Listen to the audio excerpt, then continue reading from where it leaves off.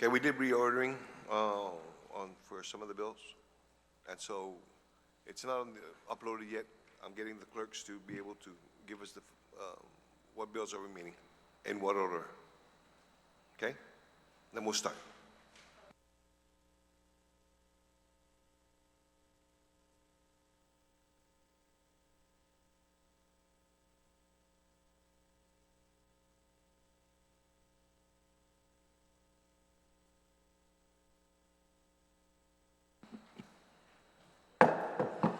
Good morning. Session is back in order. Next on the agenda is Bill 17-38, COR by Senator Perez. Ma'am, you have the floor. Thank you, Mr. Speaker, and good morning to my colleagues. I move to place Bill number 17-38 as amended by the Committee on Finance and Government Operations into the third reading file, and I wish to discuss. You want to read the title? The title is an act to amend Section 1913 of Chapter 19, Title 1, Guam Code annotated, relative to procedures for implementation of audit recommendations by agencies. You can proceed, ma'am. So Bill 17-38 clarifies existing statute that authorizes the public auditor to enforce Government of Guam agencies to take action on audit recommendations. Current statute states that if the public auditor has not concurred with non-implementation on the account of the provided explanation, the public auditor may file in Superior Court of Guam an action for writ of mandate to force implementation of the recommendations and the attendant corrective action. Bill 17-38 clarifies action to petition in that all three criteria, failure to implement corrective action plan, provision of a satisfactory answer as to non-implementation, and non-concurrence by the public auditor must be met prior to petitioning the Superior Court of Guam. The Office of the Public Accountability conducts audits to promote efficiency and safeguard public funds, and this process provides the government entity an opportunity to respond to findings prior to, and input on corrective action prior to publication. So it's a consultative process. However, too often agencies fail to implement corrective actions, leaving financial mismanagement, tax leakages in the millions of dollars, or operational inefficiencies unaddressed.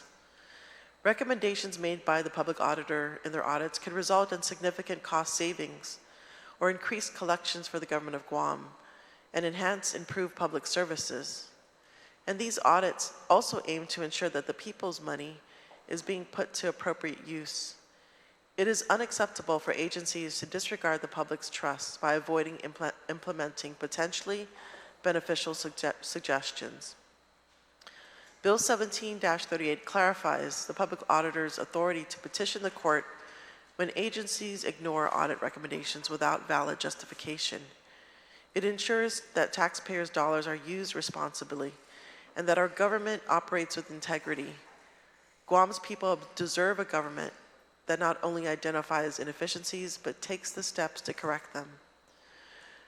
I thank my colleagues in advance for their support, members of the public, and look forward to addressing this bill today. And thank you for this opportunity. Situs Masi. Thank you very much, ma'am. On the bill, any senators wishing to speak on the bill?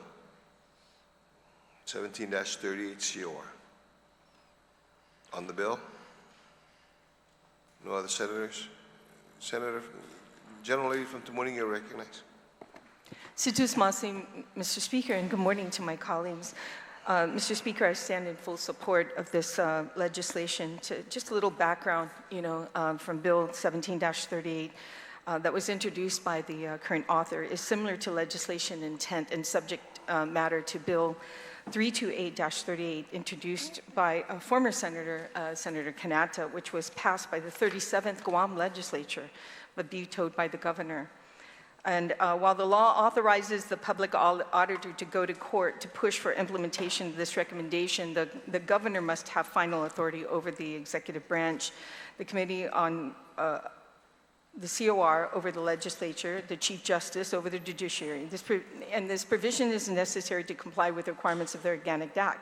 The law deletes the prudent limitations was her excuse. But both bills reflect a legislative effort to strengthen government accountability, but do so through a different legal and procedural mechanism. In addition to the audit recommendation, Bill 328-37 clarifies judicial review process for procurement appeals and prevents OPA from being treated as different in such.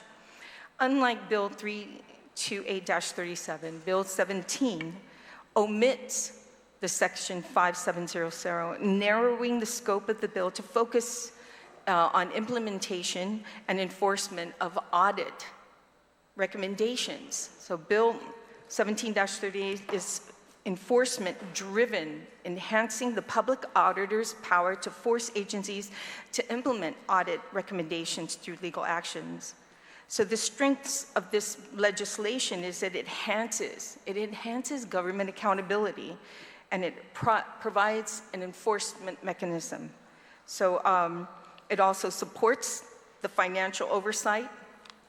It balances enforcement with due process, and severability clauses ensure legal resilience. So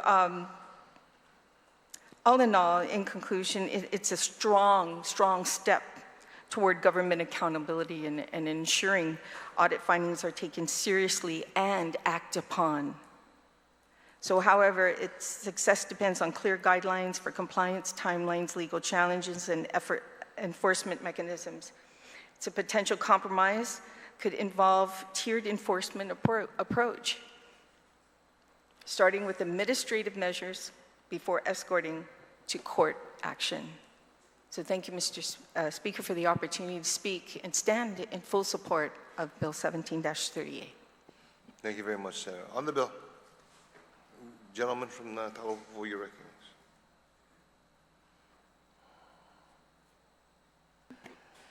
Thank you, Mr. Speaker, for this opportunity to offer my observations on Bill 17 as amended, which, again, if approved, clarifies the existing statute.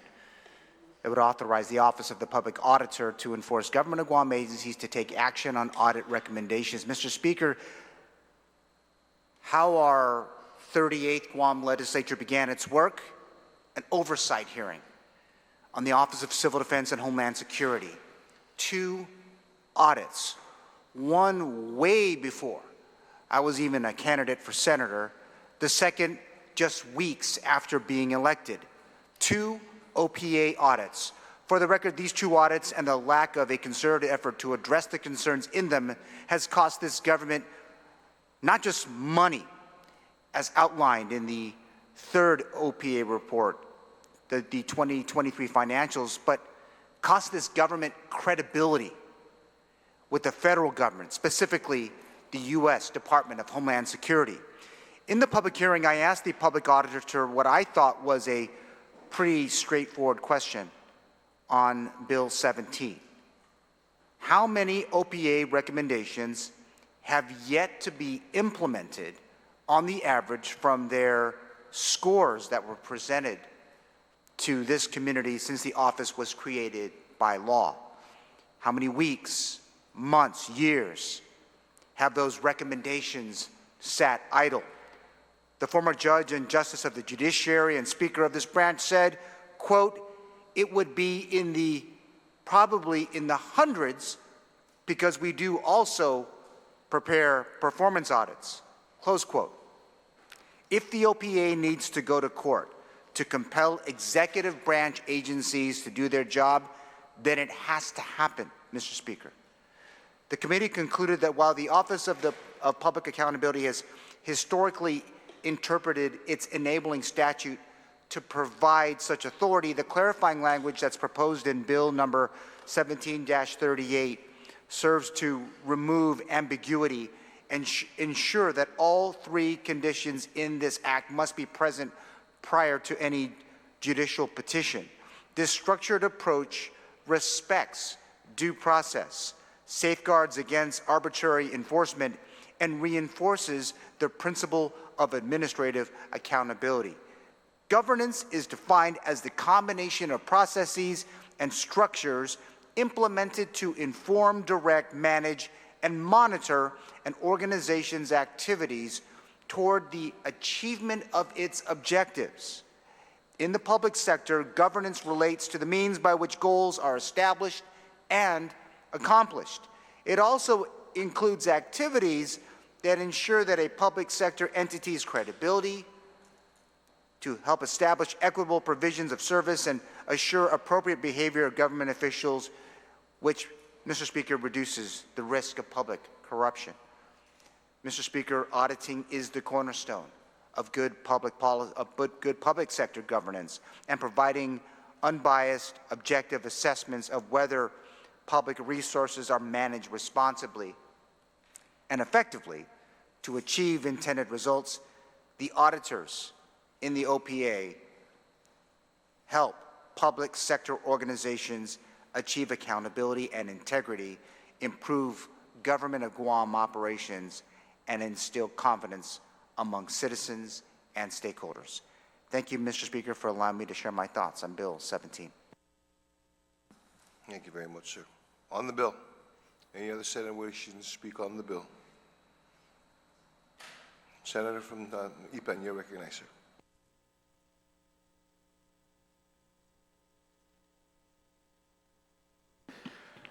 Manatasiduos to the people of Guam. Good morning, Mr. Speaker, and good morning to my colleagues. I rise in strong support of the measure, very supportive of all the hard work that the public auditor and the Office of Public Accountability has been doing over the years.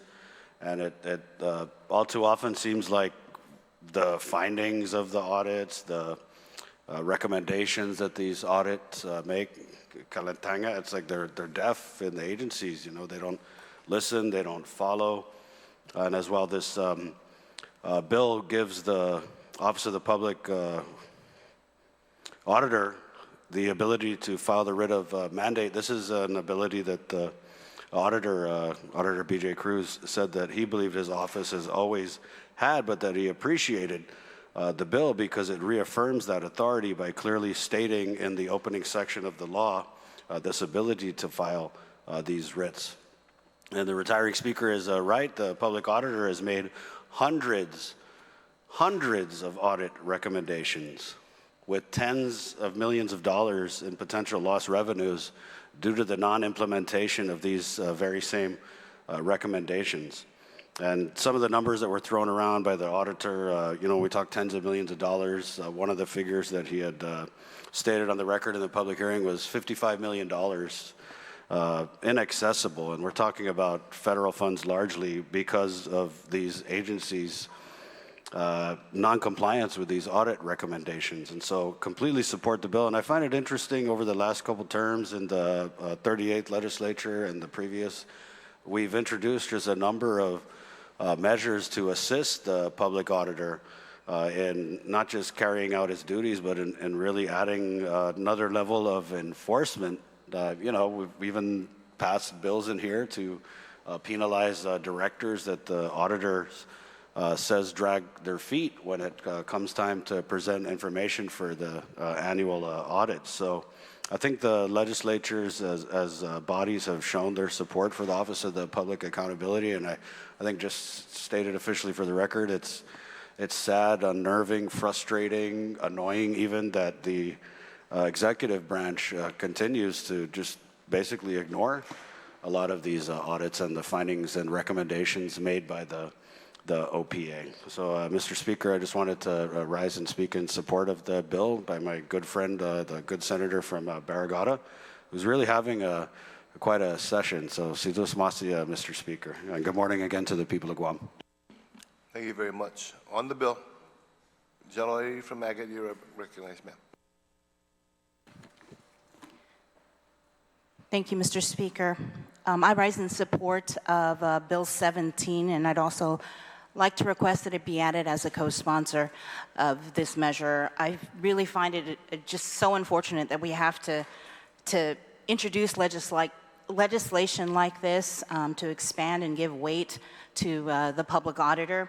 I think at the end of the day, this sends a message to the administration, to our government directors, to just cut cut the crap, and we're just really tired of this lack of accountability within our government and this non-compliance. I think that what this bill really does, I mean, we see all of these audit reports and these findings of significant issues within the government. Like the OPA mentioned in his testimony, he mentioned uncollected taxes, weak enforcement measures, and questionable financial practices in agencies. And yet many of his recommendations, the office's recommendations, remain unaddressed.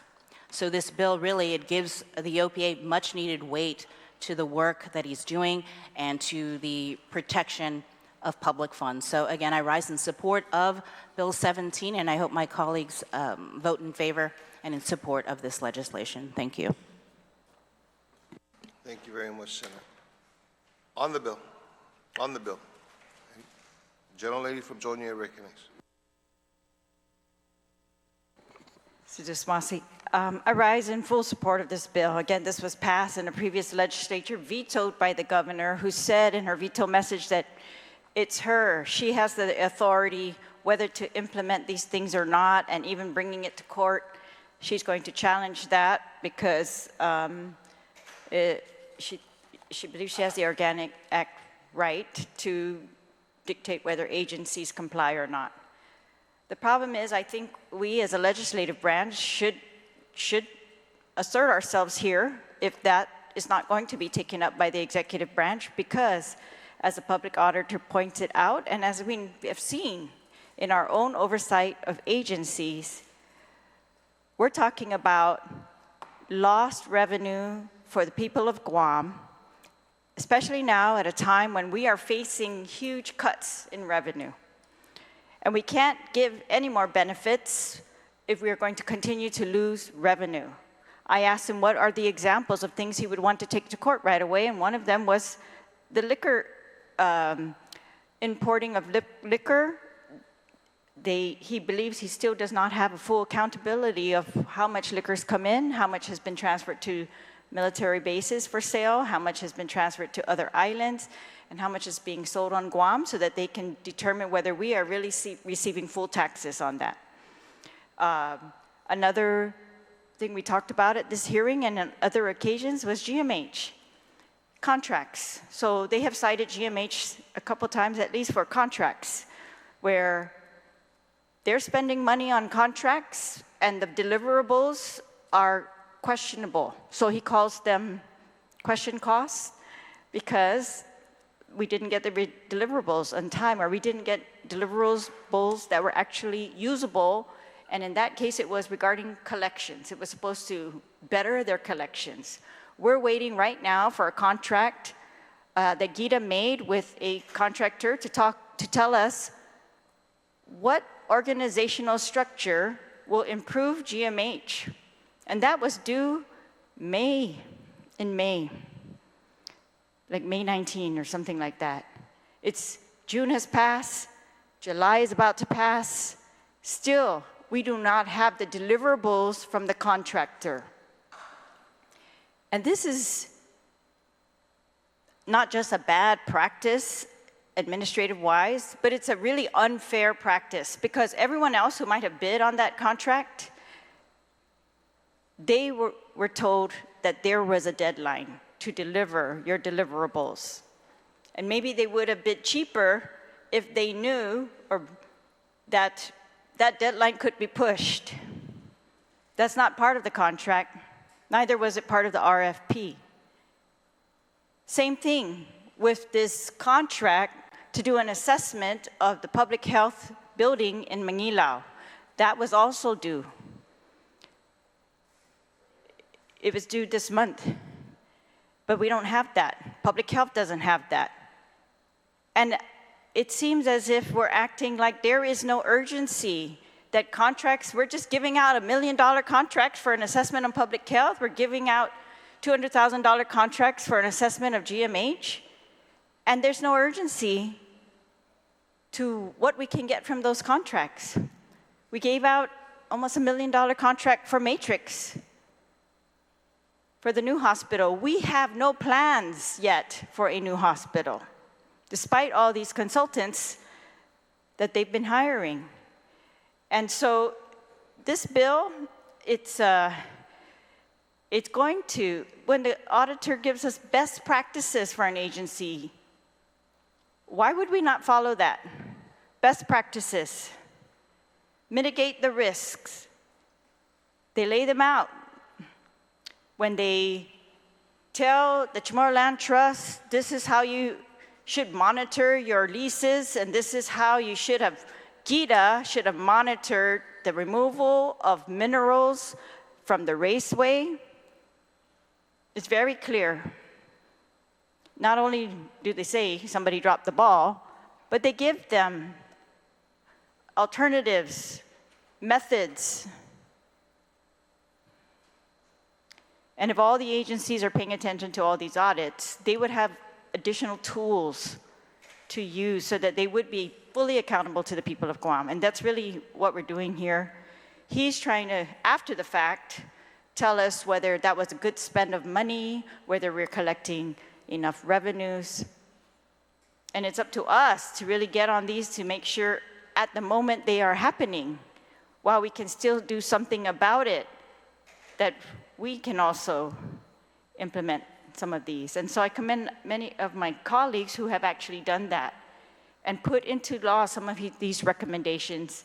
And this is one. And so I commend my colleague, Senator Perez, for doing this again, despite the pushback from the executive branch, despite the refusal to follow some of these implementations. And I thank the OPA for continuing to urge. And I hope he will take those to court if we can change that, if it's going to result in actually getting the revenue that the government and the people of Guam deserve, because that's the bottom line. And I think these are critical times. We're talking about cutting services to the people of Guam. The federal government's going to cut services, and there's no real plan yet for how we're going to mitigate those cuts. So everything that we can do to stop wasting money, as the auditor has recommended, we should do. So I thank again the sponsor for the bill. Thank you very much, ma'am. On the bill, any other senator wishing to speak on the bill? Gentlelady from Barragata, ma'am, you're recognized. Half a day. Thank you, Mr. Speaker, and half a day, and buenas to everyone. I rise today in strong support of Bill number 17-38 as amended, which affirms and strengthens the authority of the Office of Public Accountability to ensure that our government is not just operating, but operating effectively and efficiently and in the best interest of the people of Guam. Mr. Speaker, too often we see audit recommendations issued and ignored, hundreds of them, as mentioned by some of my colleagues, resulting in lost revenues and missed opportunities for better governance. Our public auditor, the Honorable Benjamin Cruz, has long advocated for greater compliance with OPA findings. This bill gives teeth to that effort by allowing the public auditor to seek a writ of mandate in the Superior Court of Guam when government entities fail to implement corrective actions or provide valid explanations for their actions. The testimony from Accountability Auditor Jeric Hernandez clearly shows that the OPA already engages in a robust internal follow-up process. But, Mr. Speaker, when those efforts fail, this bill provides the necessary judicial recourse to ensure compliance. As emphasized by Mr. Dave Duenas, legislative backing is essential. Our support today sends a strong message that accountability is not optional. It is the standard we owe to the people that we serve. What do we really have to lose? This bill strengthens government accountability. Agencies and officials will be legally compelled to implement audit recommendations or face judicial action. You don't want to face judicial action? Then deliver your work. It's as simple as that. This improves public trust, Mr. Speaker. It demonstrates that the government is taking steps to correct inefficiencies and misuse of public resources. It increases transparency and citizen confidence. This also promotes operational efficiency, Mr. Speaker. By enforcing corrective action plans, agencies are more likely to improve their internal operations and service delivery. That's good for GovGuam. And more importantly, Mr. Speaker, it reduces wastes, fraud, and abuse. Encourages agencies to address and correct audit findings, potentially reducing recurring issues related to financial mismanagement or operational lapses. Mr. Speaker, this is not about overreach. It is about reinforcing the tools needed to safeguard taxpayers' dollars and restore public trust. Bill number 17-38, Mr. Speaker, reaffirms existing authority. But more importantly, it sets a clear, enforceable path for good governance. So I thank the Senator, the author of the bill, and I would like to be added as a co-sponsor, if I may request. And I urge my colleagues to vote in favor of this measure, this much needed measure. Thank you, Mr. Speaker. Thank you very much, Senator. On the bill, any other senators wishing to speak on the bill? No other senators? Senators? Parrish, you can close, man. Thank you, Mr. Speaker, and thank you to my colleagues for their their oratory on this bill and their support. I wish I could just piece everything together in my closing remarks because I think there was a lot of good ones in there. Before I make the closing statement, I'd like to make a motion to add co-sponsors. And so I do remember Senator Shelley Calvo asking me in the public hearing. So I'd like to add Senator Shelley Calvo as a co-sponsor, Sabrina Salas Matanani, Senator Jesse Lujan, Senator Vince Borja, and any other senators that are present today unless they choose otherwise. On the motion to add senators present today as co-sponsors to the legislation, are there any objections? No objections, so ordered. Thank you to my colleagues. So Bill 17-38 seeks to strengthen the effectiveness of audit processes by reinforcing the authority of the public auditor to petition the Superior Court of Guam in instances where the government fails to implement audit recommendations without sufficient justification. Through the testimony provided by the public auditor, it was evident that there is a chronic case in which noncompliance of audit recommendations have occurred and which results in unresolved inefficiencies, missed opportunities for revenue enhancement, and continued risk to public accountability. Like my colleague said, accountability is not optional. The testimony of the public auditor highlighted longstanding challenges regarding implementation of corrective actions, particularly related tax collections, such as the military contractors and others, and enforcement mechanisms.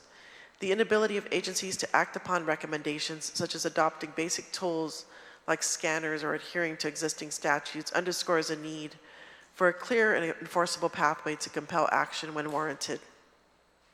So Bill 17-38 clarifies the public auditor's authority to petition the court when agencies ignore audit recommendations. It ensures that taxpayers' dollars are used responsibly and that our government operates with integrity. The people of Guam deserve a better government. I would like to thank the public auditor for his work on this bill, my colleagues for their support of this important measure to uphold transparency, accountability, and trust in our public institutions. Seduas Masi, and I move to place Bill 17-38 into the third reading file. On the motion to move Bill 17-38 into the third reading, are there any objections? No objections? So ordered. Senator Sly, we'll go back to you. You have the floor, ma'am.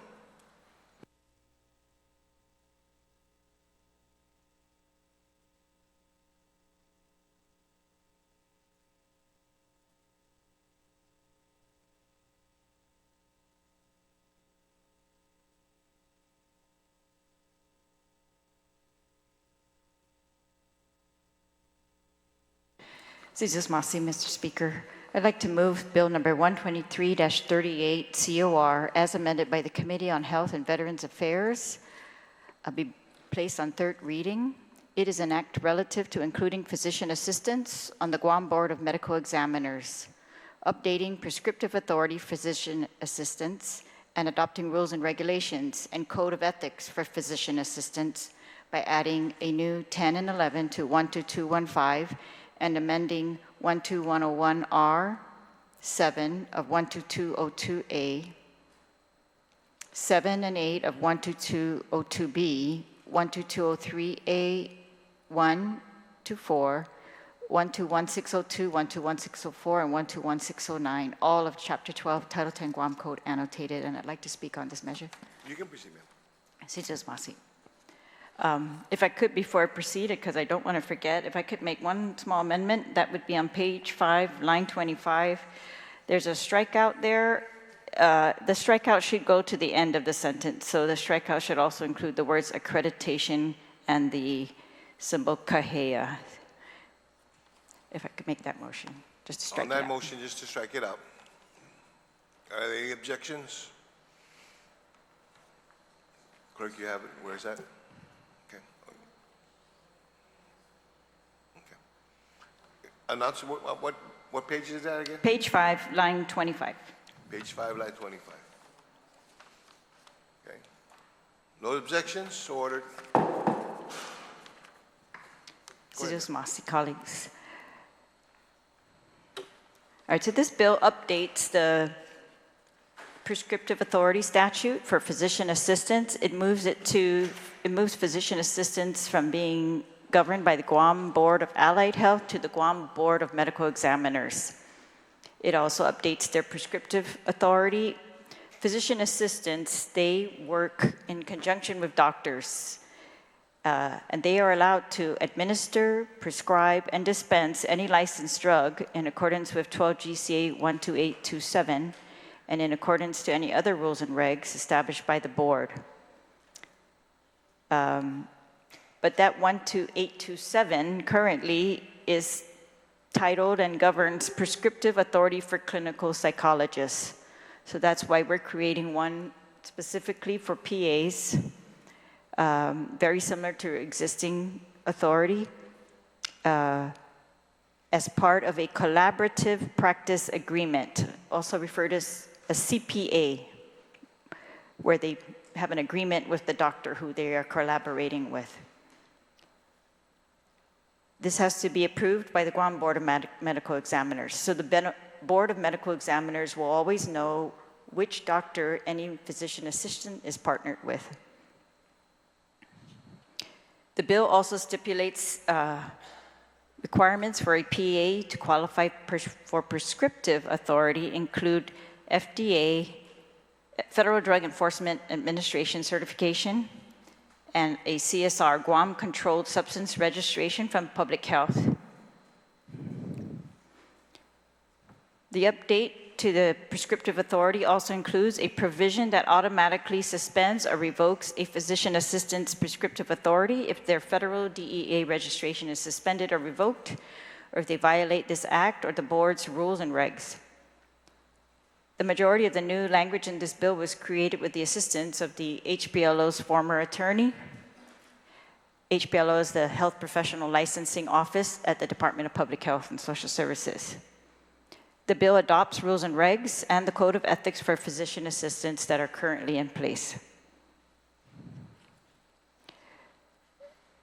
One change that was made by the committee was based on the public hearing and testimony was to remove subsection E from 121609 in the original bill, which required on-premise supervision. Again, this was at the recommendation by the Board of Allied Health, the HPLO attorney at that time. And while this language was created, the committee received several testimonies explaining that this requirement would impose more restrictive conditions on PAs, and noted that the attached rules requiring the supervising physicians to be continuously available for contact personally by telephone or other electronic means is already sufficient.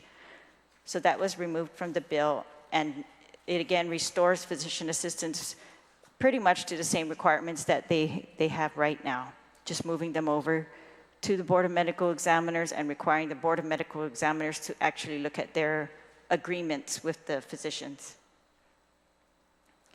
The Health Professional Licensing Office and Public Health stated that they agree that placing physician assistants under the Guam Board of Medical Examiners would eliminate unnecessary administrative complexities and enhance patient safety. They further stated that updating and clarifying the prescriptive authority is a significant step towards optimizing healthcare delivery on our island. According to the American Medical Association, in 43 US states, PAs are regulated by the medical board. 8 US states have a separate and independent regulatory board, but the AMA opposes legislative efforts to establish autonomous regulatory boards to license, regulate, and discipline physician assistants outside of state medical licensing and regulatory bodies' authority and purview. So we're hoping that the movement in this bill is going to allow the physician assistants to be reviewed, licensed, disciplined, according to the work that they do together with a physician-led team. And that this bill, Guam will be following national best practices by placing PAs under the oversight of the Guam Board of Medical Examiners.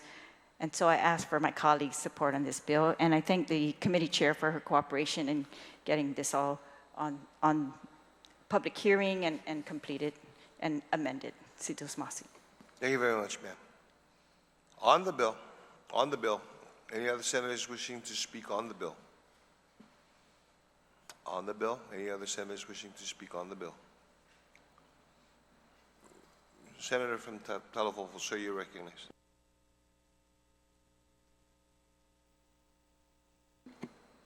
Thank you, Mr. Speaker, for this opportunity to offer comments on Bill 123 as amended.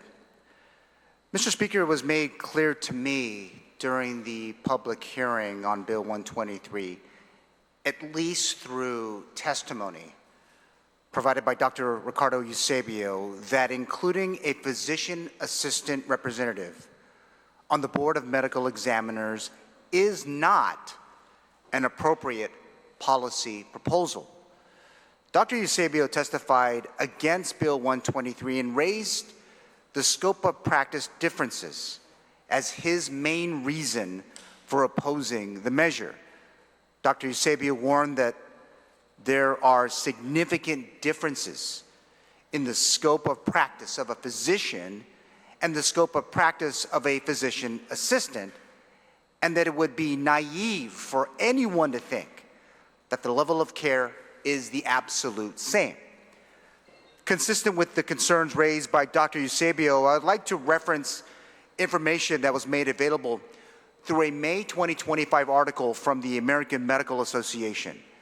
The article reported that the AMA worked with state medical associations to defeat more than 80 attempts across 40 states to let nurses, pharmacists, naturopaths, optometrists, psychologists, nurse midwives, and other non-MDs to inappropriately expand the care that they are allowed to provide patients without physician supervision. Mr. Speaker, according to the AMA, the measure sought to let nurse practitioners and physician assistants practice without any physician involvement. Optometrists perform surgery. Psychologists and naturopaths prescribe medication. Pharmacists test for and then prescribe medications for several conditions known as test to treat. And pharmacists treat substance use disorder or even HIV outside of a physician-led team. Mr. Speaker, the AMA argues that patient safety is on the line when healthcare professionals who do not have the hours of classroom learning and hands-on training that physicians do attempt to make diagnoses, prescribe medications, and perform procedures that they don't have the expertise to do. Recognizing that the American Medical Association also leads the Scope of Practice Partnership, this is a group of more than 110 state medical associations and national specialty societies that work together to defeat scope of practice expansion bills that pose dangers to patients. I do look forward to the presentations on Bill 123 as amended, particularly the provisions, if any, that have been added in response to concerns raised by Dr. Eusebio and the American Medical Association. Thank you, Mr. Speaker, for the opportunity to add my comments on Bill 123 on the record. Thank you very much, Senator. On the bill, do you want to go ahead and put point of view? Of information, Go ahead. yes, the bill in no way expands the authority of a physician assistant. It doesn't. So it actually tried to restrict it more, but that was removed. So now it's exactly the same as it was. It does not expand. Thank you very much. On the bill, any other senator wishing to speak on the bill? No other senator? Senator Talai, you can close on the bill. Again, thank you. And the points that Dr. Eusebio raised at the hearing are very well noted. I see that across the states, it's the issue that the medical license, medical associations have is they don't want to be governed by physician assistants. So giving them a vote on the medical licensing board is the issue, because then they would be voting kind of like making judgment on doctors, and doctors don't want that. And but in this case, we're putting these physician assistants on so that they will be governed by doctors, people who know exactly what they are doing, what work it is that they're doing, the implications of that work, as opposed to the Guam Allied Health Board, where they're not all equipped to know exactly the physician's work as much as physicians are. So this is a patient protection model that they will be licensed, governed, and disciplined by physicians. So I thank my colleagues and I urge their support. Si Zusma. You want to move it? I move the bill to the third reading. Thank you. Thank you very much. On the motion to move Bill 123-38 COR to the third reading, are there any objections? No objections, so ordered. Next up, Senator Gumatauto, Bill 125.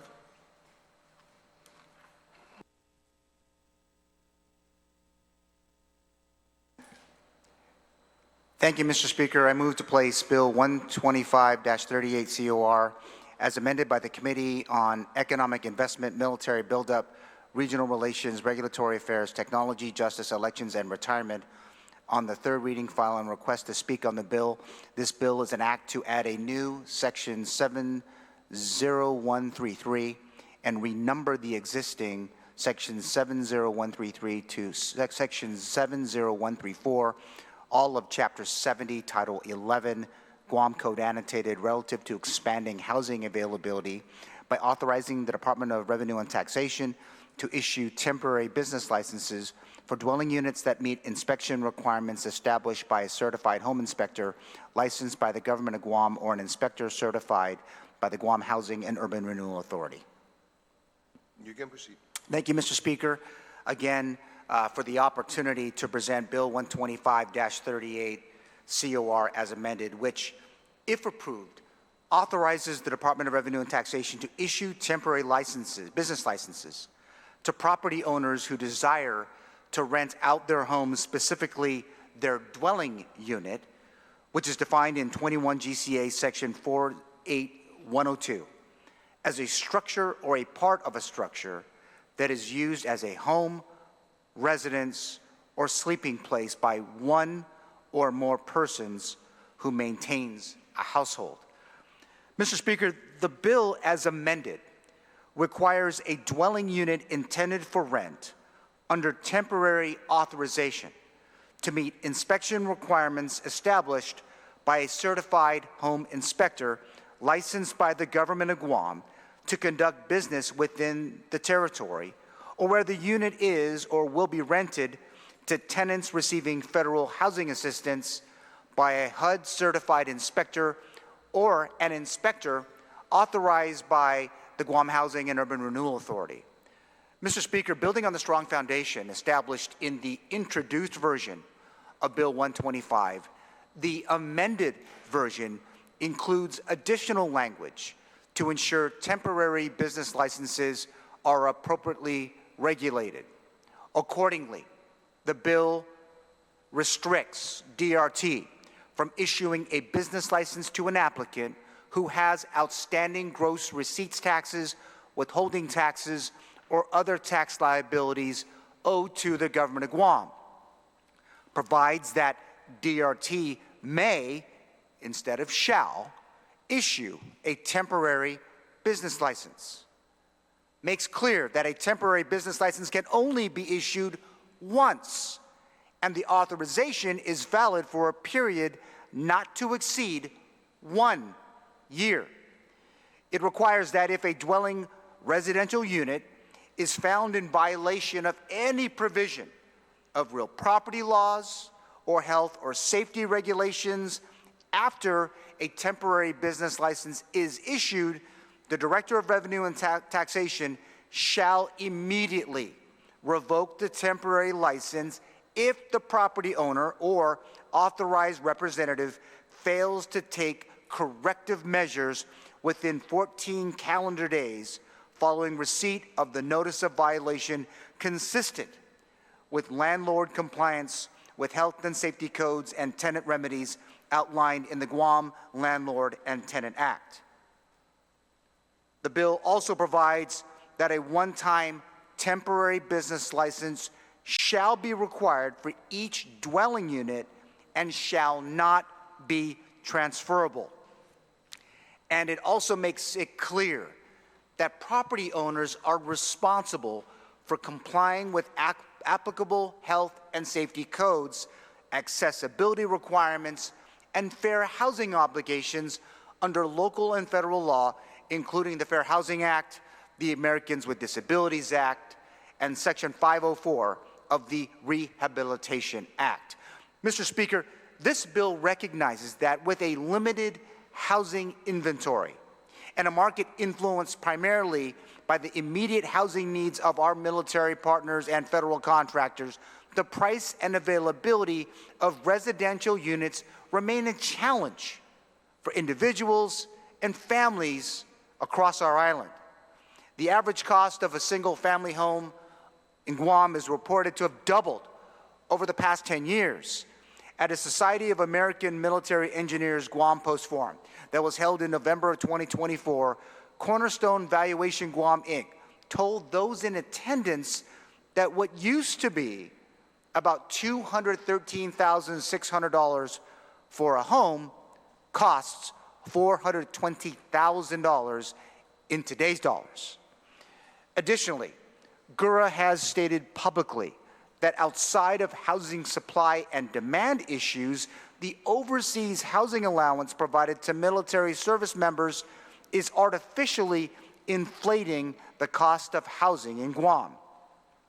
Mr. Speaker, strengthened by public input just across the hall and in the legislative markup process, Bill 125 as amended prioritizes what I believe is a responsible and necessary policy to help address two challenges facing our community today: access to housing and economic growth. Bill 125 provides an option which can only work if, one, a property owner seeks and pays for the services of a certified home inspector, which costs about $500 or more, according to testimony that was offered during the bill's public hearing.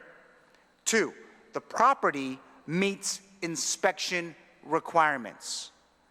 Three, the property owner does not have outstanding tax liabilities.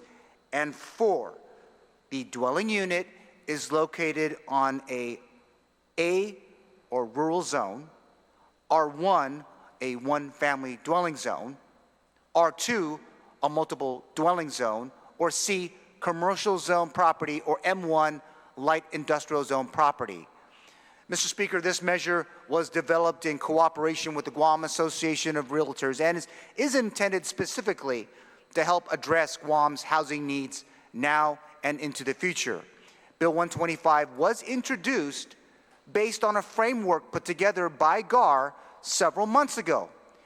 Although the Guam Association of Realtors presented a different approach during the bill's public hearing this past June, specifically self-certification by property owners or their authorized representative, I maintain that Bill 125, as amended, strikes a balance between our support for economic policies and our obligation to ensure basic regulatory protections are in place.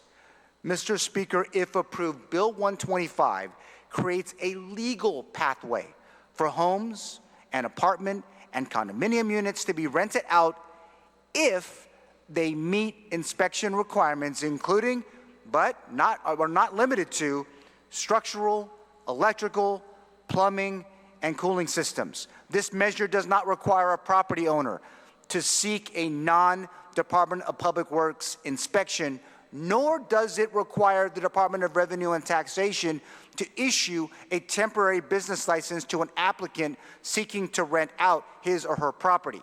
Bill 125 provides property owners with a period of up to 1 year to complete any pending business license requirements, and within that time frame, this particular proposal allows them to generate income and our economy, obviously, to grow by providing other families with safe and affordable housing options.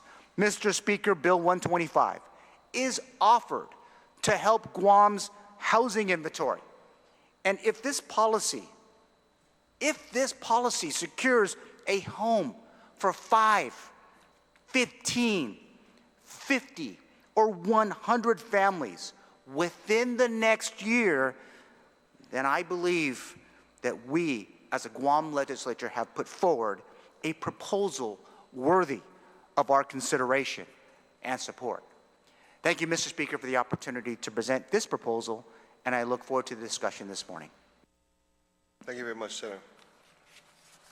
On the bill, 125-38 COR, gentleman from Tumuning, you're recognized, sir. Jesus Masi, Mr. Chair. I certainly rise in full support of this bill and commend the author for its introduction. And I say to this bill and the opportunity here with the advocacy from the Guam Association of Realtors and what exists in our community today, it's about time. Mr. Speaker, there are 3 major safeguards within this bill because let's be straightforward with ourselves. The overwhelming majority of this housing is going to be leased either to federal participants to locals who are going to avail themselves of Gura housing opportunities.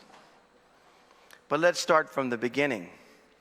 I commend the author for putting in the requirement for the inspector. You know, Mr. Chair, for those who go out and venture out and decide to put their home on the market for rent, sometimes they'll do it by themselves. Most will use a realtor. That realtor really is, in my experience, having done rental management for several years in my life, that realtor generally and most explicitly a lot of times is that inspector, because they won't put your house on the market until they know that it can meet the specifications of both federal authorities, housing offices, or local Gura housing. Mr. Speaker, those inspections are very rigorous. They take into consideration everything: structural integrity, electrical, plumbing, screens on windows, you name it. Mr. Chair, Mr. Speaker, I've been through inspections where you have an outlet on the wall that has a slight crack in the area where somebody had over-tightened a screw to put the cover on, and that fails an electrical inspection. So, Mr. Chair, Mr. Speaker, in this time when we all know the difficulties in our community that many families face, and many families, this is a true reality. Many families have chosen to cohabitate because of financial situations, get through stormy times because they might have a medical emergency in the family. Many have put their rental properties or their properties on the rental market, not just because they're leaving off island. Some of them are staying here and just trying to survive. And that, a lot of times, Mr. Speaker, comes with the complication of people who have never experienced or done this before. A lot of times what happens is, it's a real venture into going out and getting a business license. And so by doing this, either if they're renting on their own and are going to go ahead and try to do that process without a realtor, or they get the assistance of a realtor, they can expedite the process of being able to realize revenue that might even save their home, Mr. Speaker. That's how difficult it is for some people. Some people are making decisions on this island right now. If they're in default to their mortgage, how do I try to save this house? And sometimes it's a matter of 30 days, could be 15 days, 30 days, 60, 90. And if they can turn this thing around and get that house on the market, it might save their big investment that they've made because they've chosen to put it on the market. So let's go to the secondary issue, Mr. Speaker. We know also that we have a shortage of Gura housing.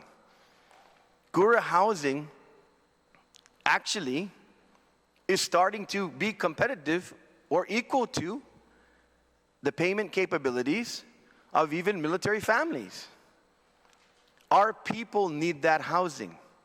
Their inspectors are equally as tough as those in military housing.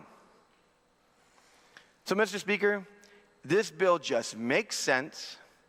In most cases, the government's not really losing revenue here, because most of these might be a family that's just renting one house.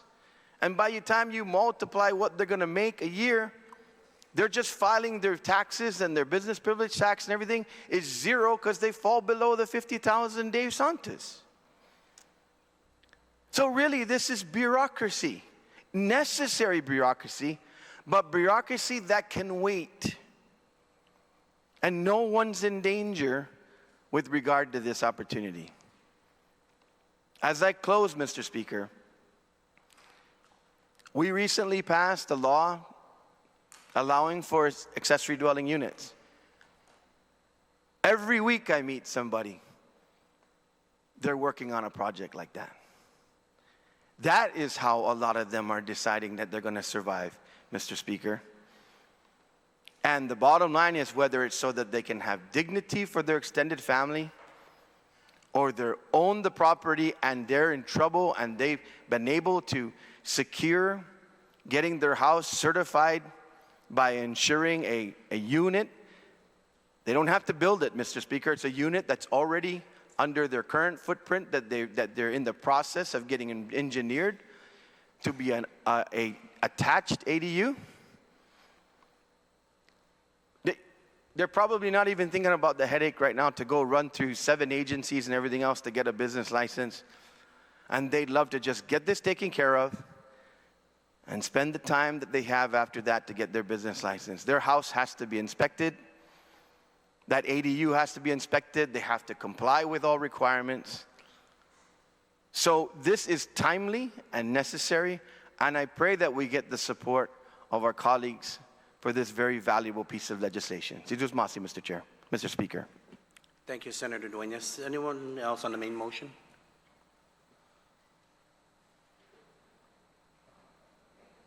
Any other speaker? Senator Taidiwi, you're recognized. Si Diyos masi, Mr. Speaker. Thank you for recognizing me, and good morning to my colleagues.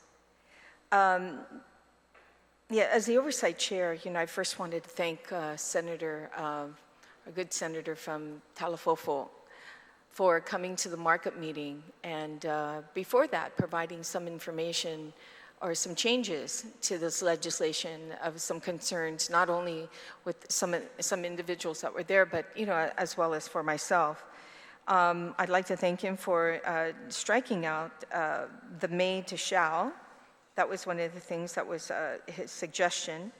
Also to incorporate within this. Okay. Yeah, from may to shall. This is on, I believe, page 3. And, address that because, there was a lot of variables that we had to also put into place. For instance, the concerns of individuals seeking this temporary business license, that they're in good faith with the government in every aspect. But as the committee chair, we wanted to ensure that we also addressed the concerns of HUD, and we made those changes with regards to that. We incorporated the section, nothing in this section shall be construed to relieve any property owner or government agency to comply with applicable safe and healthy codes. This was a big one, the importance of liability. So we incorporated that. And I just, standing up to say that those concerns we did address in the bill, and I think that for me, it's about the safety of our people. If the military goes into any dwelling, for instance, to inspect, they have to inspect and they have to comply, period. So an individual getting a business license that's temporary, that's something the military is going to have to figure out if they're going to accept that or not. So once, of course, that's going to have to come later, and we have no jurisdiction on that perspective. But we do have jurisdiction over our own community, and we want to ensure that the safety and well-being of anybody renting a facility is safe to do so. So also, if the property owner or authorized representative fails to take corrective measures, also, if there's another additional inspection, and there's a complaint by the tenant themselves, then if like it said, if they do not take corrective measures within 14 calendar days following receipt of the notice violation consistent with the landlord's complaint with health and safety codes and tenant remedies outlined in Chapter 48. That's also what we did for corrective measures, just to ensure the safety and well-being of those who are renting. So again, I'd like to thank the author of this legislation to make these, accept these changes that we offered during the markup meeting and being very cooperative with ensuring as well my concern. And then that's the safety and well-being of our community. And if the military, is going to be strict, for the safety of their members, we should have that same perspective about our own community. So I thank the author again for this legislation, and thank you, Mr. Speaker, for the opportunity. Thank you, Senator Taidugui. Senator Terlahi, you're recognized, ma'am.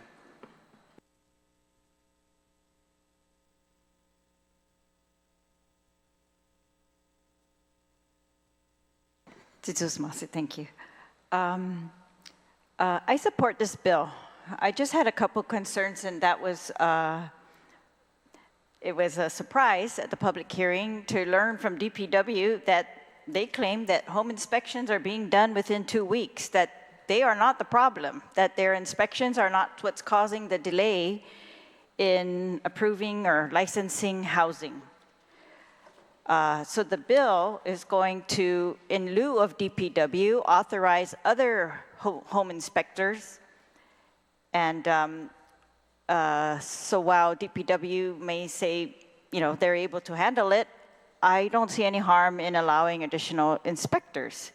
But what I want to ensure is that we're not having different standards throughout our community. If one house is required to abide by DPW standards, then the next house should be required at the minimal to abide by the same standards. Now, there was speculation at the hearing whether the InterNACHI standards, as mentioned in the bill, are higher or different than DPW, and they might be more strict, but it's not clear. It wasn't clear from DPW's testimony. In fact, they were completely unaware of this, and they said, but they did say, our 6 inspectors have many years of experience, from 8 years to 40 years. They've received training in international building code and specific disciplines such as residential structure, plumbing, electrical, and architecture. They've also been trained in commercial plan reading, understanding, and comprehension. But I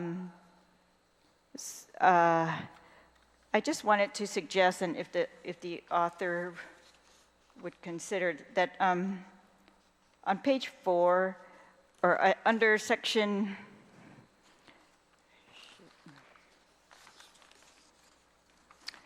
it's the first section of the bill, 70133, subsection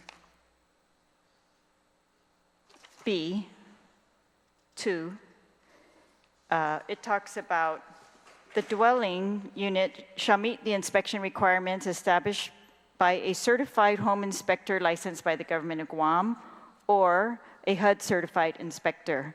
And then after that, it talks about, for the purposes of this section, a certified home inspector means an individual certified by InterNACHI or other similar certifying authority licensed by the government of Guam. And they took out the word recognized. But what I really think we need to restore is DPW's ability to do these inspections and DPW's kind of authority to maybe oversee who we are allowing and under other similar certifying authority to do these inspections. So I was thinking that I'm looking at the markup bill, so I think this is on page 4. Yeah, page 4, line 4. That for the purposes of this section, a certified home inspector means, I think we should put in DPW and I actually think we should put in or a DPW authorized individual who is certified by the International Association of Certified Home Inspectors, InterNACHI, or another similar certifying authority. That way, DPW will always be aware of who's doing the inspections and what standards they are using, And maybe DPW will be able to raise their standards or give us recommendations as to changing the standards, because they are applying the International Building Code as applicable to Guam. And and they say they still are authorized. I hope it wouldn't be removed by this bill. So that's why I want to just make sure of that by restoring in that line. It means DPW or a DPW authorized individual certified by these other authorities. Because otherwise, DPW will have no idea who's doing these inspections on Guam. Ma'am, can we do this? Let's take a 1-minute recess. It's pretty lengthy. I know. Okay. Thank you. So that you can write it Situs down. Masi, Mr. Thank you. Speaker. 1-minute recess.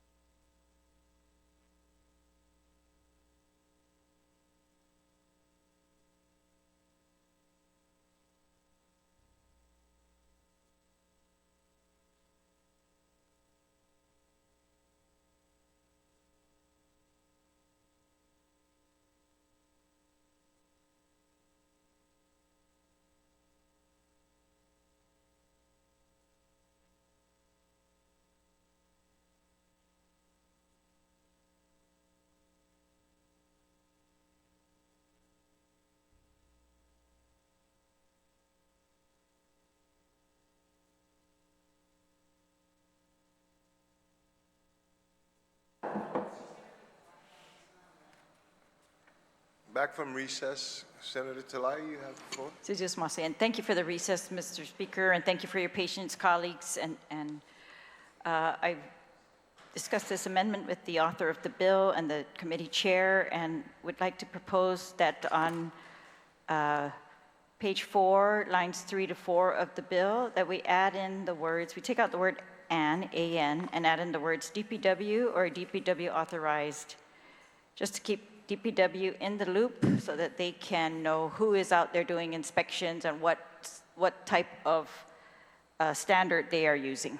And I think that would keep us all unified.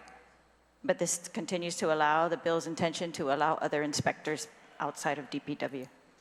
And on the bottom of that, the lines, on the second to the bottom line, I'm also changing the word license back to recognized. So it says, or another similar certifying authority recognized by the government of Guam. Okay. On the amendment, any discussion on the amendment? No discussion on the amendment? So ordered. Madam Chair, you said there's another one? Sutus Masi, and I do also thank the committee for making some of the recommendations that were made at the hearing by Reverend Tax, so I feel more comfortable, and it does seem to give protections to our homeowners or our leasers, our renters, that they are going to, while this is a temporary business license, they're still going to be protected by Government of Guam standards or living standards, habitable standards. But on page 3 of the bill, under subsection 2, I'd like to make just one word change, if that's possible, where it says on line 20, it's subsection 2, page 3.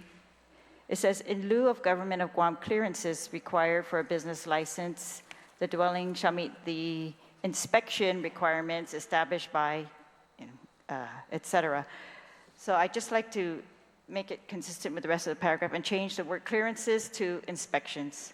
So we're just changing that you don't have to get a DPW inspection, you can get other inspections. Now we're authorizing a HUD certified inspector or a internationally certified inspector or similarly certified inspectors that DPW is aware of to make these inspections.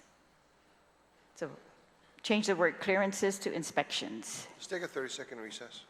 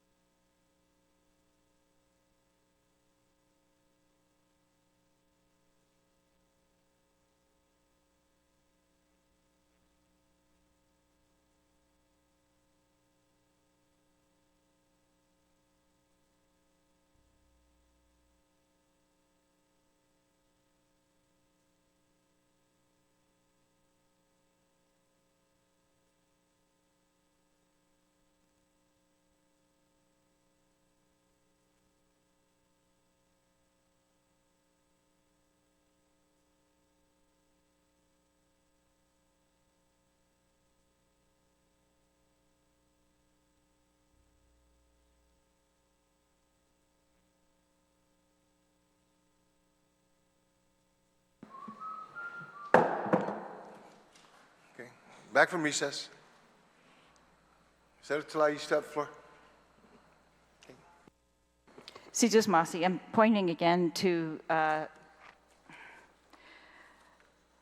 on page 3, line 20. This was added by the committee. It was not in the original public hearing. The public hearing had the unit shall meet the inspection requirements, et cetera. This line, in lieu of government clearances required for a business license, the dwelling unit shall meet the inspection requirements. And I don't think that was fully discussed at the public hearing, that we are going to waive all necessary clearances for a business license. We are going to waive whatever was supposedly holding it up at DPW, these inspections, that we're going to allow other inspectors to inspect.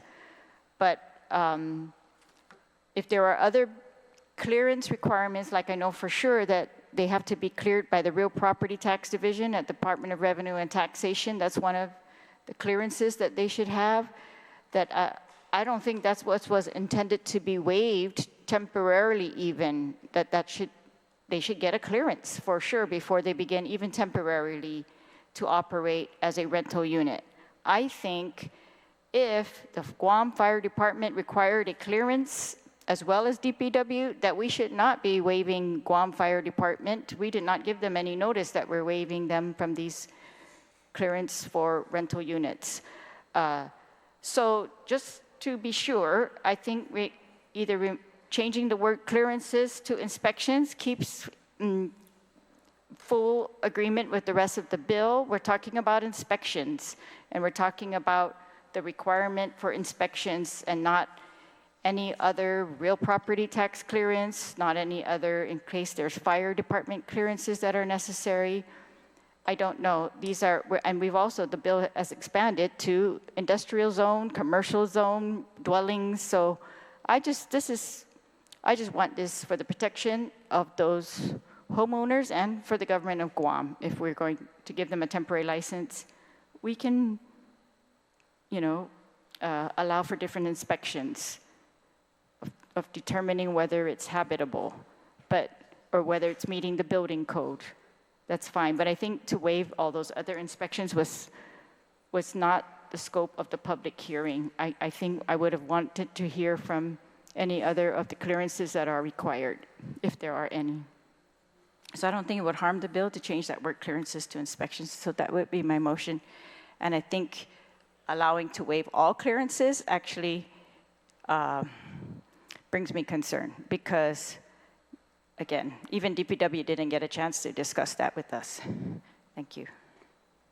There is a motion on the floor to change on that line 20, page 3, the word clearances to inspections.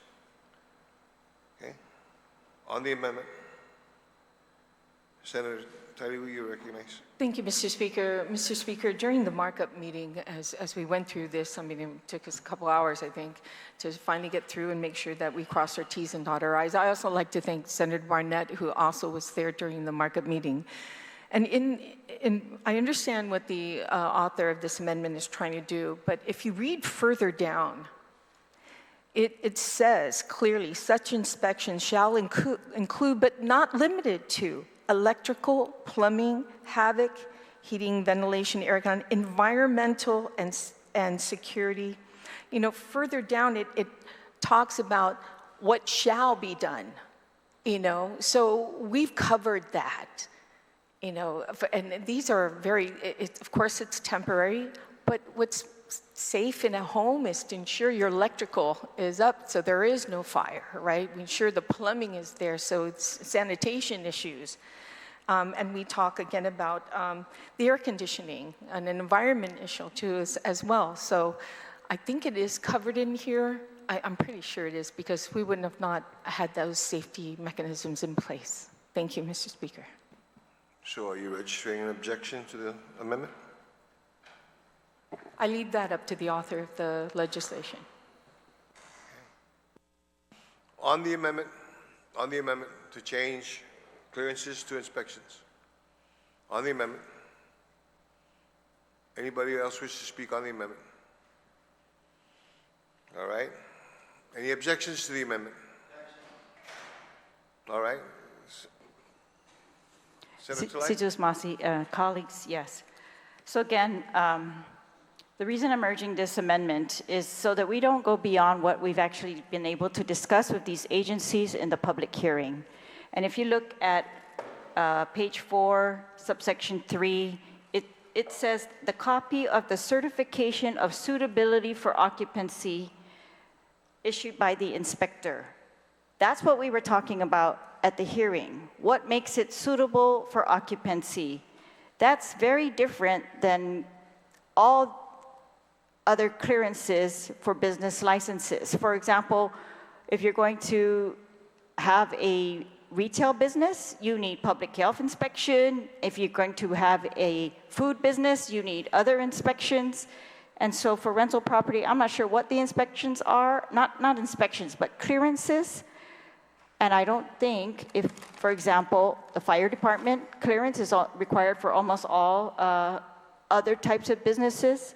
And if it's required for this, that was absolutely not in the scope of the hearing that we had, that we're going to waive any of those other real property tax clearance, fire department clearance. So if all that's required is an inspection, then you're good. But if you already know that there's more than inspections, more than that suitability for occupancy, and we're trying to kind of sneak that in by waiving all other clearances, I beg you not to do that, because this bill is otherwise a good bill, and it's solid, and it's transparent. But to waive all clearances after the public hearing, to waive just the habitability inspection or allow others to do that, we didn't even waive that. We required it just by other contractors. So we kept the unit safe for those who are going to be renting it. We also protected the government's interests in determining whether real property taxes are up to date, not just business licenses, business taxes. And so that's why it's a very different meaning to the whole bill with this one word.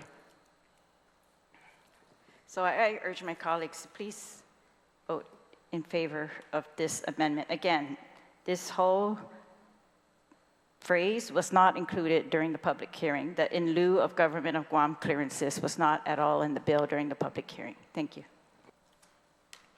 Thank you very much. On the amendment, there has been an objection. All those in favor of the amendment, please indicate by raising your hand. Amendment fails.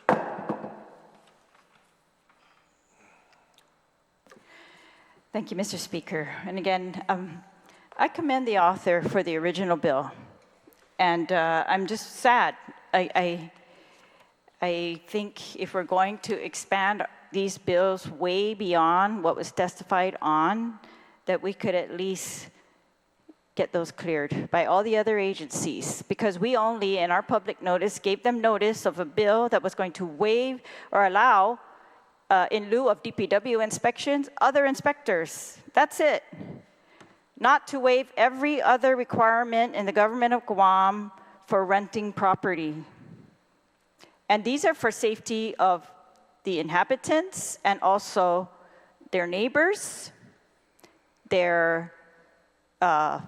our revenue, everything. And some might argue that it's okay because they have to fix it within 1 year. They will have to get all those clearances in a year.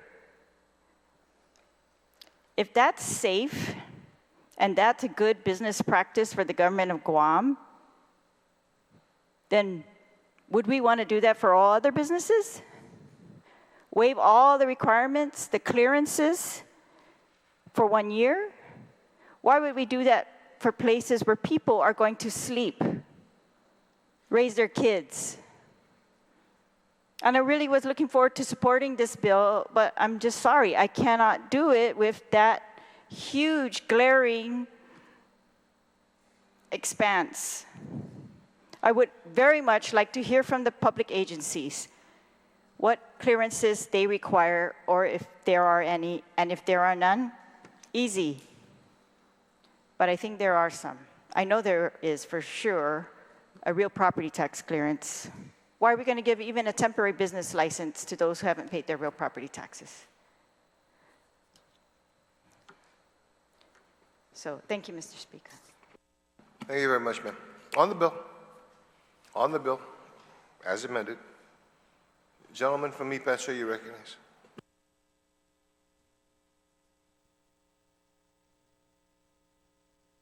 Sujos Masia, Mr. Speaker, and Mananasiduos to the people of Guam. Thank you for watching this hearing.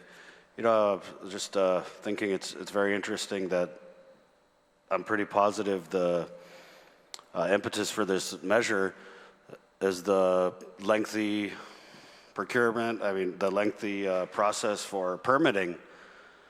And that's something that I think our government has, at least I think they've tried to address it. I remember years back, I think prior to the pandemic or shortly into it, the administration appointed former Governor Carl Gutierrez as the permitting czar. And so the former good governor was supposed to dive headfirst into the bureaucratic red tape entanglements that prevent, among other things, people from being able to get their properties inspected and licensed and available for rent. Spoiler alert, I don't think anything meaningful came out of the appointment of a permitting czar, and if you kind of look at some of the discussion around permitting, especially from the private sector, and you follow different conferences that have been had, I want to say that I know that the administration has made much of the lieutenant governor kind of now spearheading, again, this effort to deal with the permitting and the lengthy process that I'm very sure the author, as a result of those, cooked up this bill. And so I just thought it was a little interesting that instead of attacking the root of the problem, which is that permitting process, we're addressing through this bill a symptom of it. And I think it's also further interesting that we're kind of legislating our way around this big train wreck of permitting that people have to go through in the government of Guam. And you know, I had a lot of concerns at the private hearing, or the public hearing, relative to the bill as introduced, and my comments were basically that, you know, I don't appreciate, and you see it all too often with bills or just, you know, narratives, weakening of standards, weakening of regulations, circumventing of processes that are put into place to ensure that the people of Guam see the best result and efforts in their government. But in the markup process, which, you know, I was very happy to be a part of, I felt like most of the concerns were addressed. For example, the Department of Revenue and Taxation, I had asked them about this. Do you issue temporary business licenses for any other type of business on the island of Guam? And the answer was no, they don't. And so they had emphasized the need to prohibit renewals of temporary licenses for the same unit because they felt that this would prevent abuse, and they called for clarity on who reports the violations and whether an appeal process exists for the revoked licenses. And in the markup process, we amended the bill to prohibit the renewal of temporary licenses for the same unit, closing that potential loophole that was raised by the Director of Revenue and Taxation, Director Lazama. Further, in the markup meeting, we introduced to the bill clear oversight measures to include potential bonding and regulation of inspectors and encouraging agency coordination for enforcement and revocation procedures. In the markup meeting, concerns were also addressed about the risk of punishing temporary licenses for unavoidable delays to acquiring a full business license. And the bill was amended to add reasonable exceptions to this, recognizing that some circumstances like natural disasters, health emergencies, probate or agency-caused delays are really beyond the licensee's control. And this amendment, which was added to the bill, sought to protect good faith actors, encourage voluntary compliance, and support transparent enforcement. And I think one of the most significant things that occurred in the markup was a new provision that was added affirming that nothing in the bill relieves property owners or agencies from complying with federal housing, accessibility, and safety laws, thereby ensuring alignment with the Fair Housing Act. And although I know that some of our colleagues have expressed concerns with the portions of the bill, I just kind of wanted to walk you through what I at least felt was a very questionable bill at its introduction, and some of the things that were done in the markup, along with a good author of the bill that I think brought the bill back towards somewhere that I would maybe tend to support. But I do want to go over the concerns that were raised by the retiring speaker a little more before I cast my vote tomorrow afternoon. But thank you, Mr. Speaker. I just wanted to rise and give my comments on the bill, and I appreciate that. Sidus Masi. You're very welcome. Gentlelady from Barrigado, ma'am, you still want to speak? You're up. Thank you, Mr. Speaker. I rise today in strong support of Bill number 125-38 COR, a measure that responds to a very real and urgent need on our island, the need for safe and accessible housing, particularly in the face of procedural delays that keep otherwise livable units off the market. The intent of this bill, Mr. Speaker, is both practical and compassionate. It allows the Department of Revenue and Taxation to issue temporary business licenses for residential rentals that have yet to receive full inspection clearance, provided there is a reasonable showing of habitability and safety. This is a measure step that addresses procedural bottlenecks, encourages responsible compliance, and helps ease our island's housing strain.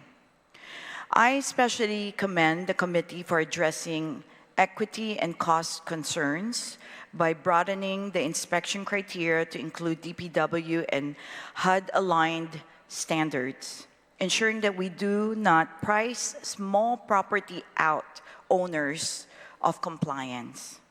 The bill now includes important safeguards, such as clear timelines for violations, remediation windows, and exceptions for good faith delays beyond a landlord's control, like natural disasters or probate cases. Colleagues, this bill recognizes that the path to full compliance should be accessible, realistic, and fair. This bill levels out the playing field.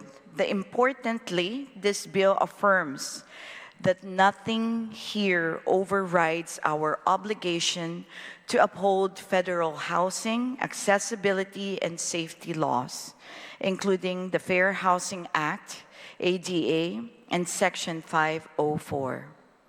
With these thoughtful amendments and cross-agency coordination, I believe Bill number 125-38 strikes the right balance, supporting tenants, landlords, and agencies alike as we work towards a stronger, more flexible housing framework. I urge my colleagues to support this measure, and I would like to ask the author to add me as a co-sponsor of this bill. Thank you, Mr. Speaker. Thank you very much, ma'am. On the bill, gentleman from the Tumuningit recognized, sir. Good morning, Mr. Speaker, and good morning, colleagues. I as well rise in full support of Bill 125-38. Mr. Speaker, this legislation is about action. It's about cutting through unnecessary bureaucracy, addressing the growing housing shortage, and jump-starting economic development here in our island. Mr. Speaker, we all know the reality. Guam is facing a housing crisis. Inventory is low, cost is high, and the process to build new homes is often tangled in red tape. Families are struggling to find affordable options. Young people hoping to stay and build a future here are running out of choices. And our seniors, our veterans, and the employees of the private sector of our economy are feeling the squeeze the hardest. This bill doesn't just acknowledge the problem. It offers a practical, targeted solution by streamlining the permitting process and allowing responsible housing solutions to move forward more efficiently. We're not cutting corners. We're cutting delays, Mr. Speaker.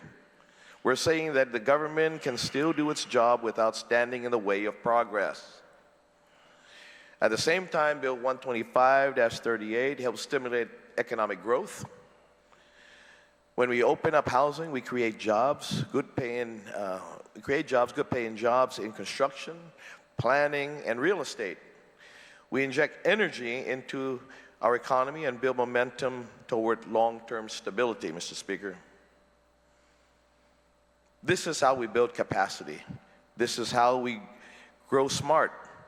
And this is how we show our people that we are listening and that we are serious about delivering results. Mr. Speaker, yesterday, I had a few of our colleagues, of course, join me in our meeting with the Guam Visitors Bureau in regards to the housing shortage. One of the biggest hotel owners here in Guam had informed us that he is in the process converting 2 of his hotels into apartments.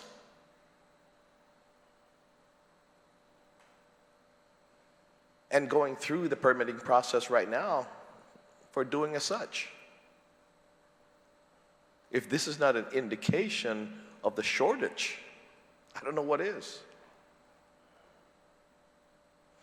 So with that, Mr. Speaker, again, I stand in full support, and I urge my colleagues to join me in supporting this bill. It's not just for the sake of policy, but for the thousands of families who are waiting for relief, for the opportunity and a place to call home. And so, again, I commend the author for introducing this measure. And I as well ask to be a co-sponsor of this measure. Thank you very much, Mr. Speaker. Thank you very much, sir. On the bill, gentlelady from Agate, you recognize, ma'am. Thank you, Mr. Speaker. I also rise in support of Bill 125 and ask that I be added as a co-sponsor to this legislation. And I think to the people of Guam that are watching, just in the most simplest terms, Bill 125 aims to help ease Guam's housing shortage by allowing property owners to obtain a one-time temporary business license to rent out residential units as long as those units pass safety and quality inspections. So again, in summary, that is Bill 125. I'd also like to commend the committee for doing the hard work in reviewing this bill and marketing it up.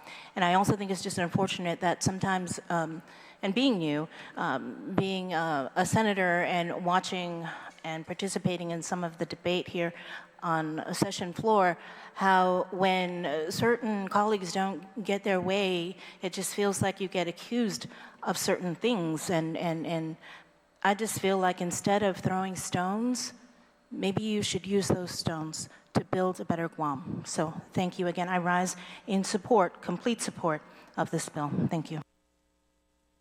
Thank you very much. Vice Speaker, you recognize, sir. Thank you, Mr. Speaker. I just rise in full support of this legislation.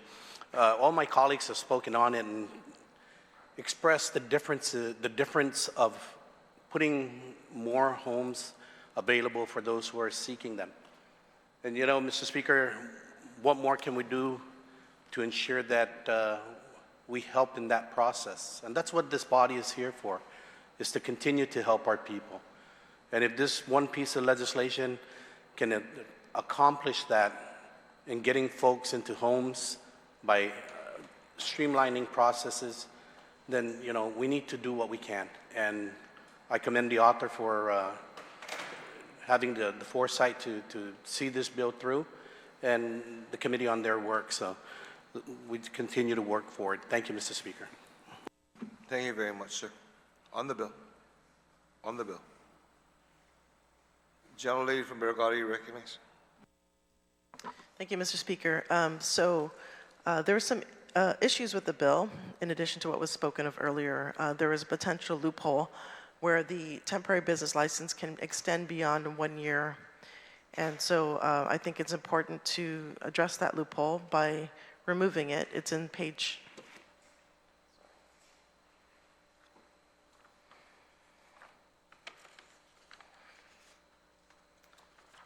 It's on page 4, line 23. No, sorry, that's not the right one. Where is it? Oh, page 4, line 22. So in this one, in this particular section, it's about penalties shall not apply for specific sub-items. Of course, natural disasters, financial distress. There's one item here that is by delays caused by government agencies. So, you know, what if the government agency does not agree?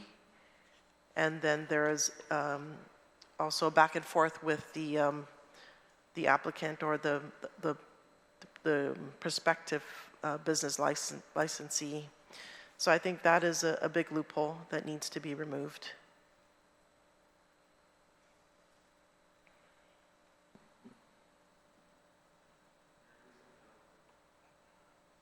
So what are you proposing? I guess I would like to make the motion to delete that part of the bill, which is line 22, page 4, subsection I, or 3, C3.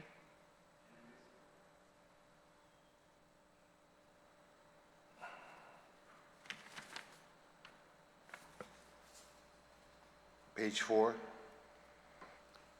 Page 4, line 22, subsection C3. Okay. There's an amendment to delete on line 22, page 4, subsection 3, delays caused by government agencies or. Anyone who wants to speak to the amendment? Gentleman from Tumuning, you're recognized. Mr. Chair, I just want to hearken back to your admonition of this body. Clearly, this made it through the markup. Clearly, if this is an issue that could convolute the bill and everything that was put forward to the floor, I think the author of this amendment should introduce a bill if so compelled. I respectfully request you eliminate any other amendments going forward, rule them out of order, as we have cleared the committee report, we have cleared the committee markup, and I think this bill should move forward as is at this time, Mr. Chair. Thank you very much. I rise in objection. There is an objection to the amendment. Anybody wishing to speak? Gentlelady from Jonia, you're recognized, ma'am. Sus Masi, I thank the author of this amendment for pointing this out. This is actually, we're allowing a one-time temporary business license by this bill, waiving clearances, waiving the requirements of the government for all other businesses who are having permanent businesses. And one of the exceptions to the termination after 1 year of this temporary license is that if there's a delay caused by government agency. What is that for? Is that for if EPA doesn't approve you or the fire department says you're not under code? That's a delay by a government agency and you get to continue your temporary business license? Or if the Department of Revenue Tax says you haven't complied with your taxes, that you should be allowed to continue with a temporary business license with this special law? Why? What is the purpose? I don't think government agencies delay on purpose. If there's a delay, maybe there's a good reason. So allowing this allows, again, another loophole. I don't think it's intended. Again, this was not in the original bill. And, you know, if we have delays in government agencies, we should figure out why. But to say we can ignore them, I don't think is proper when we're talking about, again, a place where people are going to live. They're going to rent these out. Who knows to who? Families, women, tourists. So we're trying to expedite the ability for rentals.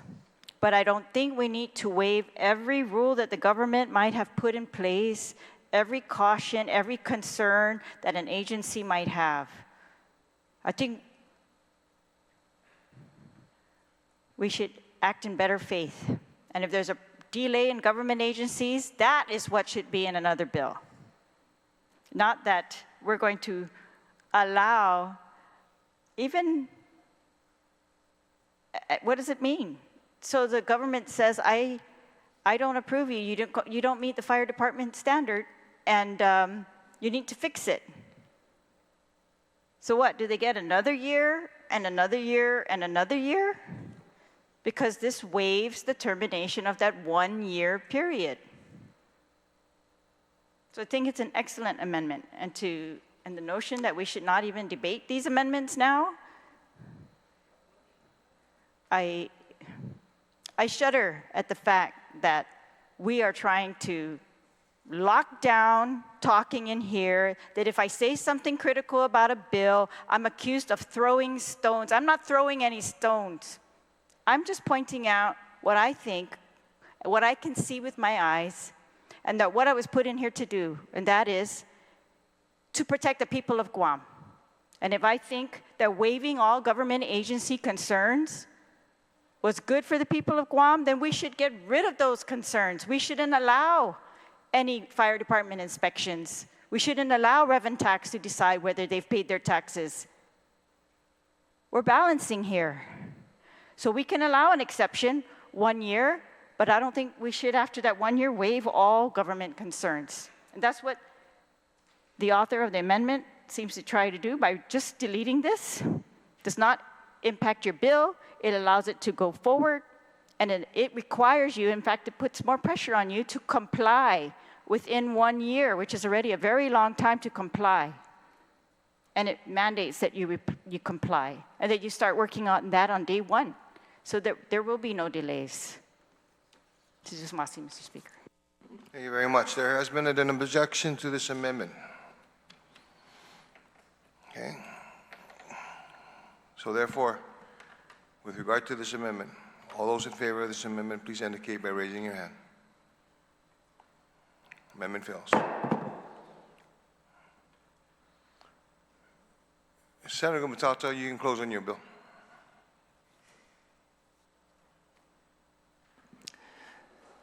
Well, thank you, Mr. Speaker and colleagues, for the discussion on Bill 125 as amended. And again, I want to stress thank you for the discussion and the interaction today.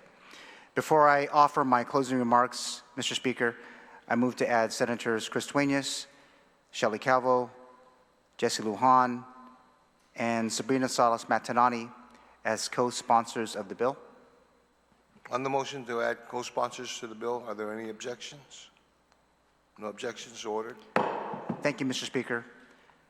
If approved, Bill 125 has the potential to literally open doors for individuals and families across our great island while contributing to our economic recovery moving forward. We heard a lot about the big concerns from our colleague from Timoni, and he mentioned it just a couple of minutes ago, especially after that GVB meeting. Mr. Speaker, Bill 125 recognizes a similar effort by the previous legislature, which was intended to help all types of businesses open up before they finalize what was described at the time as a tedious business license process, thereby encouraging new upstart companies and strengthening the Guam economy. Bill 125 is a responsible proposal to help Guam take on the housing shortage that we face, particularly in our unique position as a community where real property and construction costs are driven primarily by the unprecedented military expansion in our part of the world. Mr. Speaker, Bill 125, if enacted, provides policy guardrails to ensure that economic growth does not come at the expense of the safety and the health of our families and our environment. And I thank you, Mr. Speaker, and my colleagues for the opportunity to move this critical issue forward, and I ask to move and place Bill 125-38 COR as amended by its Oversight Committee and further amended on the floor today to the voting file. On the motion to move Bill 125-38 COR as amended by the committee and further amended on the floor into the third reading file, are there any objections? Hearing, seeing no objection, so ordered. Senator Tadigu, you are recognized.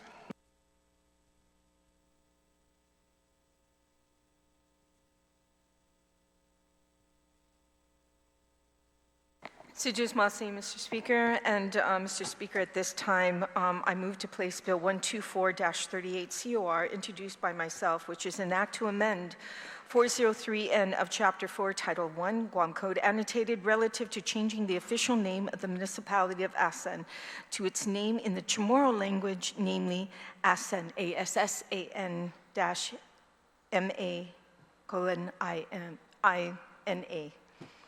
And I'd like to move this to the third reading file, and I'd like to speak on the bill. You can proceed. Thank you, Mr. Speaker.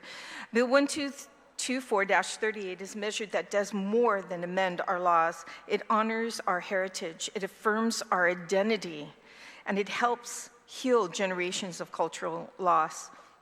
This bill seeks to officially restore the village of Asan to its true Chamorro name, Asan Maina. It is part of a growing movement across the globe where indigenous communities are reclaiming original place names that were erased or changed during colonization. Names carrying power, they are not just words. They are our connection to the land, to our ancestors, and to each other. Asan and Maina are names spoken long before any map was drawn. They were passed down in chants, in prayers, in stories told around the kitchen table. They are sacred. We've already restored the names of 6 other villages. This bill continues that important work because when we reclaim our language, we reclaim our future. And in times of uncertainty, our people deserve to look at their land and see themselves reflected in it. This is not just a bill. This is a declaration that the Chamorro people are here, that our stories matter, and that we will not allow our identity to fade away quietly into history. Thank you, Mr. Speaker. Thank you very much. On the bill, 124-38 COR, on the bill, are there any senators wishing to speak on the bill? On the bill, no senators? Senator Tadigu, you're recognized. Thank you, Mr. Speaker. In closing, colleagues, we have an opportunity and a responsibility by supporting Bill 124-38, and we are simply changing a name on paper. We are taking a stand. We are not simply changing a name on paper. We are taking a stand for cultural language preservation and for the truth of our history. Let us restore the name of Asan Maina and make it clear that our language, our culture, and our story will endure. I humbly ask my colleagues to please support this measure and any measure coming forward, hopefully soon, to change other villages. And Mr. Speaker, at this time, I move to place Bill 124-38 into the voting file.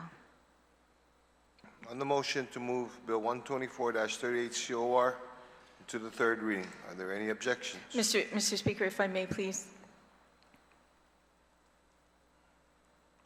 The bill, I would like to add co-sponsors to this bill, especially, and I apologize for failing to recognize. Can I just go Don't worry, back before you make that calling? I haven't gavelled. to Go move? ahead. Okay, thank you so much. I'd like to also thank the committee chair, Senator Calvo, for her work on this legislation as well. I'd like to include her as a co-sponsor to this bill. And in fact, I would like to ask all my colleagues to share in this very important legislation that continues to keep our legacy alive, our Chamorro history. So I'd like to include Senator Chris Barnett, Senator Therese Terlahi, Senator Sabina Perez, our Vice Speaker, Senator Tony Ada, yourself, Mr. Speaker, as well, and everyone else on this bill if they would like to. On the motion to include everyone present, all senators present, as co-sponsors to the legislation, are there any objections? No objections, so ordered. Okay. Thank you, Mr. Speaker. And this time I'd like to move the bill to the third reading file. On the motion to move Bill 124-38 COR as amended to the third reading, are there any objections? Hearing and seeing no objection, so ordered. Senator Taitigui, you still have the floor. Thank you, Mr. Speaker. Mr. Speaker, at this time, I move to place Bill 155-38 COR as amended by the Committee on Economic Investment, Military Buildup, Regional Relations, Technology, Regulatory Affairs, Justice, Election, Retirement, introduced by myself, which is an act to add a new Article 3 to Chapter 1, Title 19, Guam Administrative Rules and Regulations relative to adopting the rules and regulations for the adjudication of victims' claims attached hereto as Exhibit A into the third reading file, and I would like to speak on the bill. You can proceed. Thank you, Mr. Chair. Colleagues, Bill 155-38 COR as amended is a measure that speaks to one of the most solemn responsibilities of this body, ensuring the victims of violent crimes are not left to navigate their pain or hardship alone. This bill adopts the rules and regulations for the adjudication of victims' claims by providing a clear, consistent, and compassionate process for how victims can apply for financial assistance through the Criminal Injuries Compensation Program. These rules were carefully developed by the Criminal Injuries Compensation Commission and aligned with the existing law under Title 8 and the Administrative Adjudication Law. The commission, made up of Elizabeth, former judge, Senator, Elizabeth Barrett, and AG, Elizabeth Barrett Anderson, Dr. Doris Regis, Reverend Father Michael Chrysostomo, and Deise Diola. Let me be clear that this is more than a technical update. This is about dignity. It's about recognizing that behind every claim is a person who has endured trauma, loss, or violence. By passing this measure, we are enforcing due process protections, ensuring transparency, and creating a fair, timely pathway for victims to receive the compensation they deserve. These rules will also help ensure the taxpayer funds allocated for victim support are managed responsibly and equitably, and that no eligible survivor is denied access to justice because of the lack of clarity or consistency in the process. I ask my colleagues for their full support and move this bill forward. Together we can reaffirm the commitment of those who have suffered the most. I'd like to also thank my staff for working on this measure. This bill brought to us in a way that we had to hurry this through because if we don't act on this bill by tomorrow, then it lapses into law. So this is an opportunity for anybody at this point to make any changes. Thank you, Mr. Speaker. Thank you very much, ma'am. On the bill, are there any senators wishing to? Gentlelady from Barragata, you recognize me? Thank you, Mr. Speaker. I rise in support of this bill. I think it's really critical that these rules and regulations be codified. I think also, in the past, when we had confirmation hearings for this commission, it was clear that there was a backlog of, potential claimants and I guess this bill doesn't address that, but I do hope that those administrative issues are addressed so that those victims can avail themselves of this, which is very critical. So we're talking about funeral expenses and any other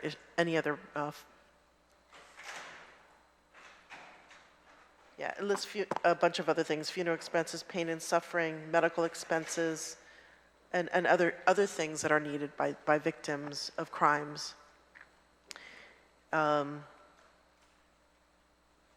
guess perhaps if I have a question of the author, if there are any updates as far as this backlog is concerned, and if there's a way to streamline this, because we know when a criminal is indicted, is there an automatic referral that takes place rather than the commission meeting?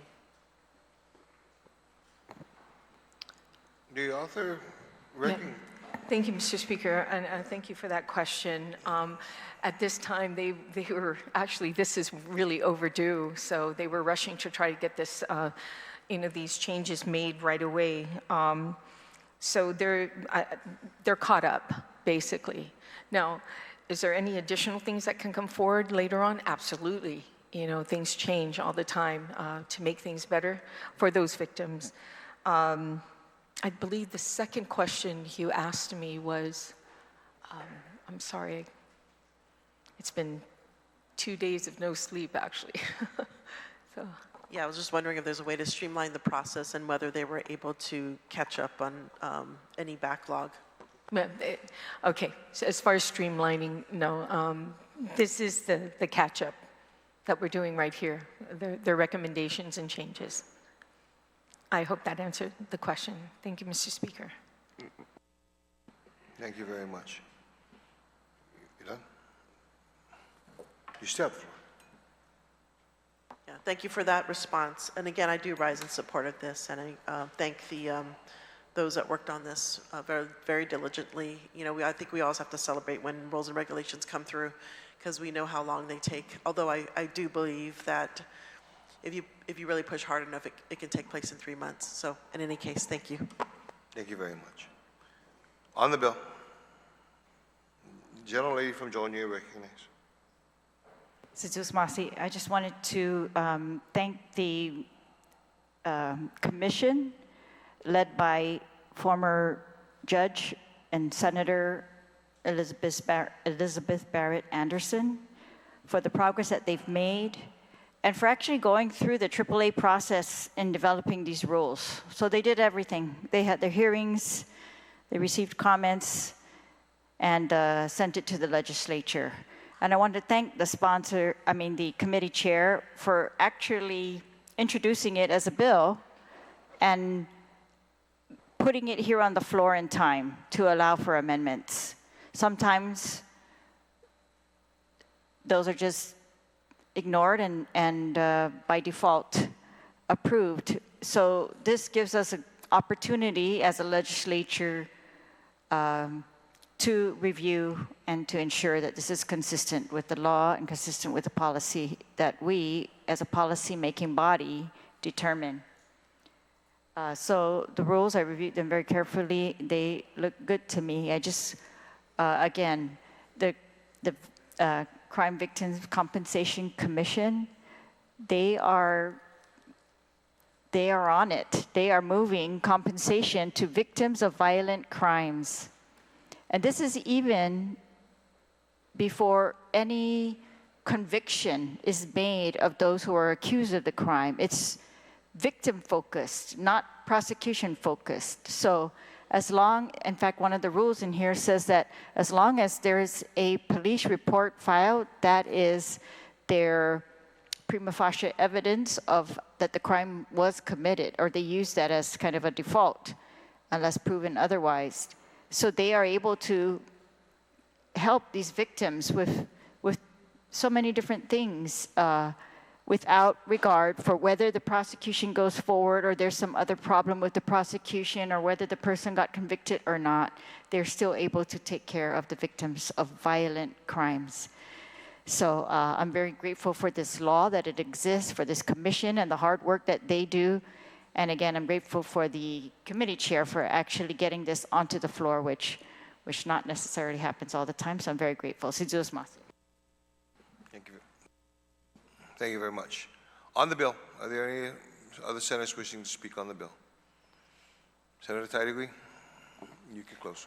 Thank you, Mr. Speaker. Mr. Speaker and esteemed colleagues, as we prepare to vote on Bill 155-38, let us remember that what this legislation represents, it's a promise to stand for victims, not just in words, but through the system that works. The passage of the bill means victims will no longer be left in the dark, wondering how to apply, where they stand, whether they will be heard. It gives structure to healing and substance to our commitment to public safety, compassion, and justice. I too like to thank the Criminal Compensation Commission, the Office of the Attorney General, and the countless survivors who have reminded us of the urgency, humanity, and what's behind this policy. It's very touching if you read it and the recommendations. I think if you had an opportunity for tomorrow's vote, please read what they have in there and you'll understand the importance of this legislation. And I'd like to also bring to light that, any bills coming to our committee, especially these rules and regulations that was mentioned by the prior speaker, it's important. It's important that we bring it to this body so that we have everyone has the opportunity to chime into these rules and regulations. How many bills that we have passed where it goes through the adjudication process, based on the rules and regulations proffered or created by X agency, ABCD. So we just leave that bill and let them do it, but we still have that last say. And it's important to do that, not just let it lapse into law. We need to finish what we started. And this is one of those bills. We need to finish where we started. I humbly ask for your yes vote. Let us act with the clarity and courage that victims of crime on our island are deserving. Mr. Speaker, and I thank you again. Mr. Speaker, I move to place Bill 155-38 into the voting file. On the motion to put Bill 155-38 COR to the third reading file, are there any objections? Hearing, seeing no objections, so ordered. Senator Boyer, you're recognized, please, sir. Thank you, Mr. Speaker. Mr. Speaker, notwithstanding the House rules, I move to reconsider the actions of the body on Bill number 48-38 to offer a critical amendment to the bill to change all references of 72 hours of personal leave to 24 hours. Okay, on the motion, notwithstanding the House rules to reconsider the actions of the body on Bill 48-38 COR, are there any objections? Seeing and hearing no objection, motion carries. Senator Boyer, you're recognized. Thank you, Mr. Speaker. Notwithstanding the House rules, I move to amend Bill number 48-38, page 2, line 7, to change personal leave at the rate of 72 hours to personal leave at the rate of 24 hours per school year.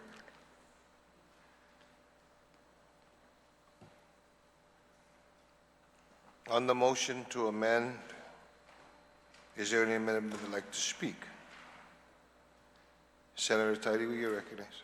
Thank you, Mr. Speaker. I'd like to thank the author of the amendment making that change. Yesterday, when I was discussing about the hours, if it's any difference in, getting information from DOE, and then further finding out that it wasn't true to form, that the 72 needed to be changed on 24 because of the school situation, as he explained earlier about how teachers have a different, actually, yourself, Mr. Speaker, because your wife is a teacher, and how they accumulate leave as well. So I just wanted to make sure it is an equal playing field for not just the retirees coming in, but those who are currently working that are not retirees. We don't want to show favoritism here. We want to provide incentives, and we are providing incentives for retirees by changing the law. But I thank him for making that correction. Thank you, Mr. Speaker.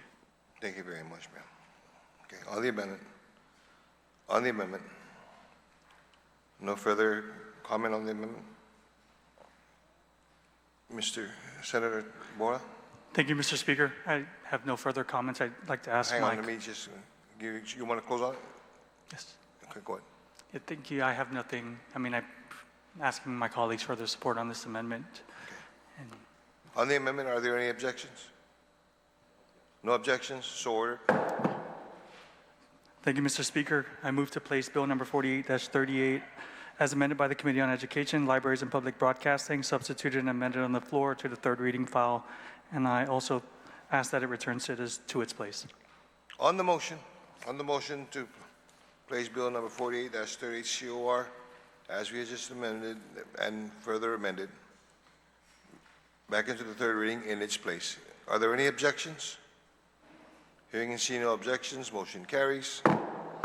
Colleagues, that basically provides us with, other than one other bill, exhausted the second reading for right now. And so tomorrow, we're going to go and so give the clerks and legal an opportunity to be able to engross the bills and stuff. We're going to return tomorrow at 2 p.m. For voting, go to third reading for voting. Okay? I will also, please, heed caution and everything, where the Guam is still under a tsunami advisory. Okay? So please take heed and heed the warning. So with that, ladies and gentlemen, colleagues, we are now in recess until 2 p.m. tomorrow.